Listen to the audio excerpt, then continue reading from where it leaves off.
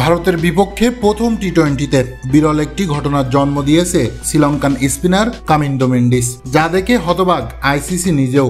ভারতের বিপক্ষে 3 ম্যাচ সিরিজের প্রথমটিতে প্রথম ওভারে 2 হাত দিয়ে বল করে আলোচনায় আসেন লঙ্কান এই স্পিনার, যা দেখে সবার মনে এখন একটাই প্রশ্ন ঘুরপাক খাচ্ছে, ক্রিকেটের নিয়মে এমনটা করা যায় কি?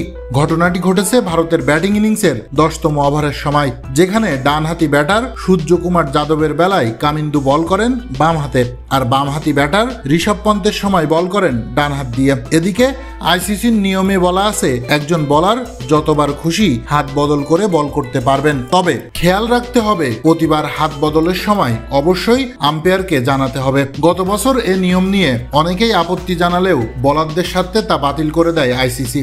দর্শক, এই নিয়মকে আপনি কিভাবে দেখছেন তা জানিয়ে দিন আমাদের কমেন্ট বক্সে।